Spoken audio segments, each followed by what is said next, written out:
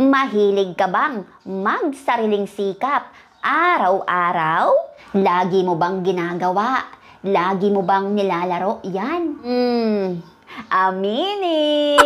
Itinuturing talaga na basic requirements ang pagsasariling sikap araw-araw upang matugunan ang ginhawa ng isang tao na malayo sa kanyang kapareha. Ginagawa ito ng isang tao, may relasyon man o wala.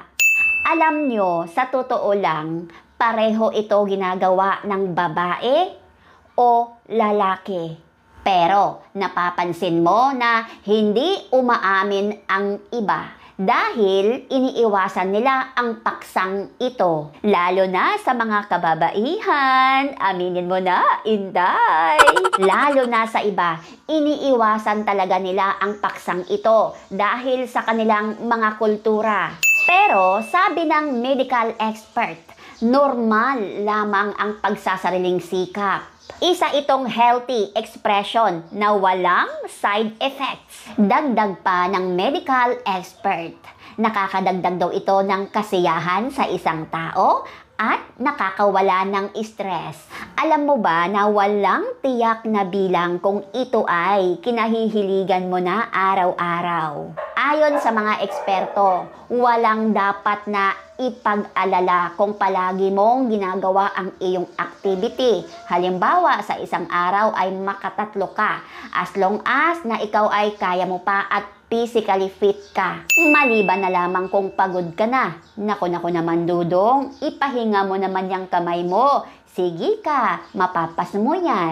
Pero sabi naman ng ibang medical expert, ito ay may downside na ganitong gawain. Meron daw itong panganib kapag labis-labis at sobra-sobra mo itong ginagawa ay nakakaapekto sa iyong buhay. Sa pisikal na eksperto, ang labis-labis na ginagawa ito ay maaaring makaapekto sa iyong katawan, katulad ng panghihina, pagkapagod, mahinang paningin, at posibilidad na pagkabaog. Ayon sa mental health expert, ito ay maaaring ito na lang lagi ang iniisip mo sa araw-araw. Excited ka nang umuwi ng bahay dahil gawin ito, o di kaya maaaring tamadin ka na, manghihina ka na. Umagang-umaga pa lang, naku dudong, kakatilaok pa lang ng manok, ginagawa mo na ang iyong ehersisyo. Kaya ayan tuloy, bagsak ang sarili mo, ang katawan mo, ayaw nang bumangon. Yan ang mangyayari sa'yo, dudong, kung araw-araw mo yung ginagawa. Kung labis-labis, lagi kang excited, eto, makinig ka, dudong, maaaring mawalan ka ng gana sa iyong kapareha dahil nauna ka nang guminhawa sa kanya.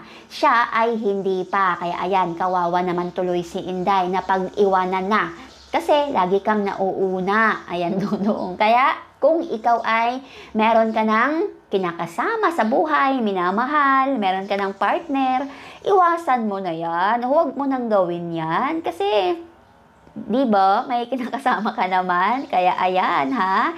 Pero ito ay ginagawa lang talaga sa mga magkalayo sa buhay. Halimbawa, nasa abroad yung lalaki, yung babae na iwan sa Pilipinas, o kahit saan pa man, basta maghiwalay sila na hindi sila magkasama sa araw-araw. So ayun, normal lang yan. Talagang may mga kapanahunan na hinahanap ng babae ang kaginhawaan.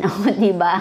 Normal lang yan. Pero kung ikaw ay may asawa, nakikita mo naman araw-araw, magkasama naman kayo 24 oras, hindi mo na kailangan yan gawin. At sa mga binata pa dyan, mga dalaga pa, nako, sinasabi ko sa inyo na huwag niyong araw-arawin dahil maraming masamang mangyayari sa pamumuhay nyo. Halimbawa, di ba, kung ikaw estudyante ka pa lang, nag-aaral ka pa lang, tatamadin ka na. Kaya dapat hanggat maaari ay iwasan na iyan.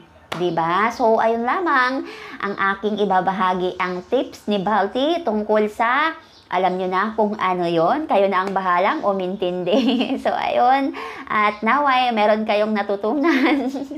So, kung hindi ka pa nakapag-subscribe, i-subscribe mo naman ako at i-click mo na rin yung bell para ma-notify ka sa aking mga bagong video. Maraming salamat! Bye!